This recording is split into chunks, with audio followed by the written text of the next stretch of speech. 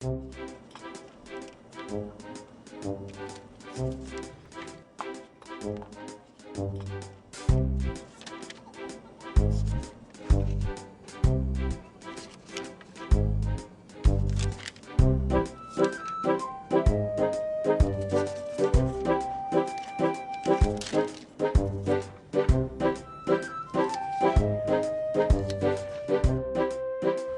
we're at Landscape Structures in Delano, Minnesota to find out how mathematics is used in a real-world setting.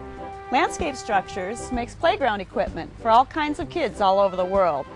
And we're standing in front of one such structure, and this is Tom Keller. He's one of the influences behind this design. In designing any new product, one of the phases is to develop a working prototype.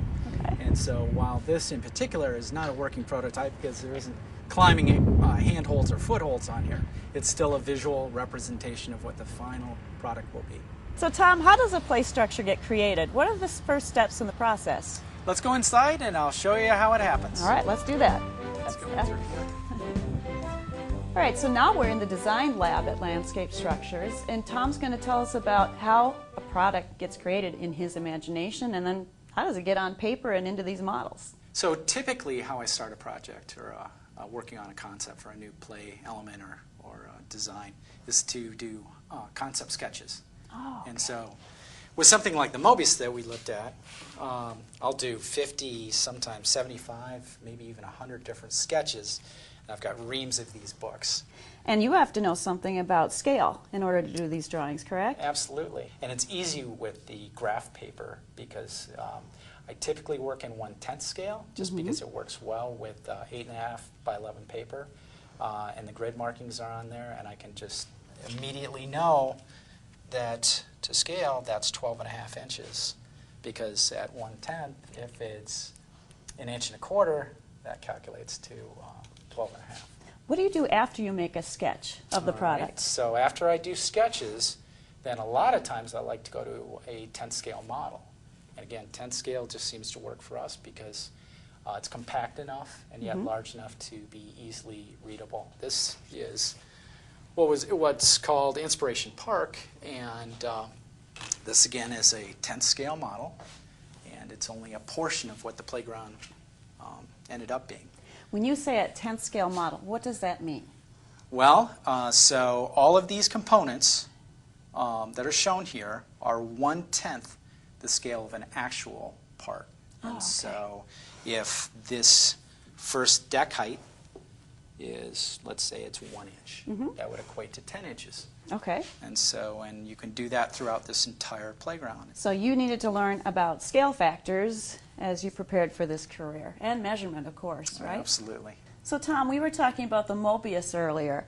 That's the structure that we saw out in front of Landscape Structures. I did probably 15 different Mobius models, and this is just one of them. And actually, this is one of the few that got turned into the real product. Okay. And so then again, you talk about iterations and working on scale and form.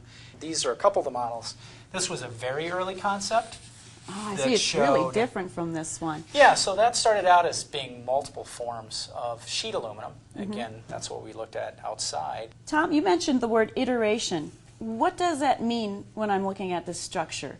Sure. So what we've got here is 1/4 of a cone, basically, and it's the tip's cut off. But if you can imagine that, yeah, it's 1/4 of a full cone.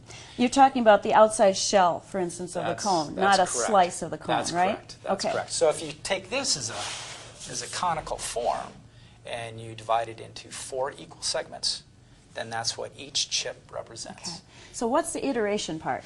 We took the same piece and we used it over and over again to create this nice fluid form. You've created the drawings, you've created the scale model. What happens next? Okay, so now I want to go and introduce you to Mark Kangas, who's a structural engineer. Okay. And he and I worked together very closely on this project, even from the concept stage, but forward and turning this concept into reality. And so let's go meet Mark. All right. We're here in Mark Kangas' office, and we're going to find out a little bit more about the engineering of the project. So, Mark, Tom talked about concept sketches and concept models. How do you take those concepts and make them reality? All I would do is I would come back to my computer and I would look at what he gave me as a model, measure it up, because he does everything in a 10 scale. Okay. And I would come back here, put those drawings into the sketch portion of my computer, and then I would have to understand all the geometrical concepts behind truncated cones and so on. And then I can use the computer to make the shape that you see here. We've got to take this model and we have to make it reality. And we do that by going out to the shop and manufacturing these parts. All right, and this model is more useful than the sketches and the scale model because the dimensions are right, the testing's been done theoretically on the computer, Theoretically, exactly. and everything's ready to go into production then. Right. Is there ever a point when you're designing a product where you have to go back to pencil and paper or back to the whiteboard? In this case, we have a rope structure that I've used in the past that I had to find out what the tension is on that rope. Well, all I'm using here is geometry. You can see here I've got an angle of 67 degrees. In this case, we use the tangent, or what we call SOHCAHTOA, as most people are familiar with, to understand what the tension is. Neat. I see you've got a lot of mathematics on your whiteboard, too. You must have been busy with something lately. My coworker Tom and I come back and we'll just discuss stuff on the board. Okay, how do I figure out the tension on a swing chain, for example? And all the math that goes into that, physics, you name it. And it really goes back all the way back to grade school math. Yeah, I see calculus here. I see some more work with trigonometry. And there's even just plain old arithmetic on your board. Yep, Wow. we use it every day.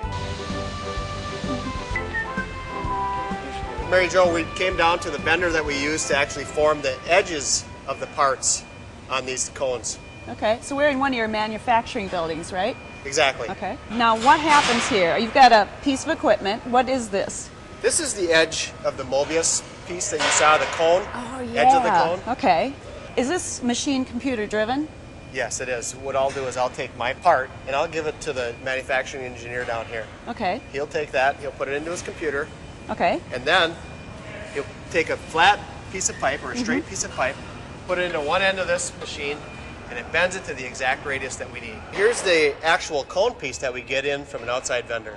What we'll do now is we'll take this back up to where we bent the tube. We'll place that tube on the edge and we'll weld that tube to the edge to make this a much stronger part. And I really see that this was cut from the shell of a cone now, that I see the individual piece. Exactly. Nice. We're out in the shipping department where we package all of our stuff and get it ready for shipping. So what you see here are the Mobius shapes stacked on a pallet in a box that is specially made for these parts. They're nice and uniform. It makes for iterative packaging on that pallet. We heard that word iterative before. I think Tom mentioned it as it's the same piece over and over and over again. Yeah, that does make it nice and easy to ship, doesn't it? The shipping part looks interesting and definitely involves some math. Let's go over to marketing. Let's see what they do in the line of mathematics. Well, I'm in the marketing department here at Landscape Structures, and we actually do use math every day. It's kind of disguised as fun. So when we look at what we do in marketing, we always look at how much we're spending or how much we're actually making in our sales. And we say, what percentage of that should we budget for to use on our marketing campaigns? And at the end of the day, at the end of that marketing campaign, we want to make sure that we're driving sales back and we're selling playgrounds. So we would use mathematics when we're looking at how our campaigns are doing. So when we send out email campaigns to principals and teachers, we want to take a look at what percentage of those are actually responding or looking at that campaign. And that would determine in a percentage-wise how effective that campaign was and if we want to do that campaign or maybe a different one again. Okay, so you're working with budgets and percents, doing a lot of arithmetic in your department. Absolutely. Terrific. Thanks, Amy. You're welcome. Now we're back in the flowy room with Tom Keller. And Tom, I understand that the mathematics involved in the production of your products isn't just involved in the design and the engineering and the production, but it also extends to the playground. Right, absolutely. So as kids walk around a playground, they can see such things as platonic solids. They could see complex geometric forms like stellated dodecahedrons. Oh, cool. And so, yeah, you know, playgrounds are a great place to look at geometric forms and to look at how different forms fit together. And so they're going to see lots of different examples of real-world math in the playground. Terrific. Well, that about wraps it up. Thanks, Tom, for your time. This has been a fun journey, watching people at your company use mathematics to take a product from its birth in the designer's imagination to its use on the playground. The next time you're out on the playground, we hope you think about all the fun careers that can open up for you as you advance your study of mathematics. Now go do your math homework.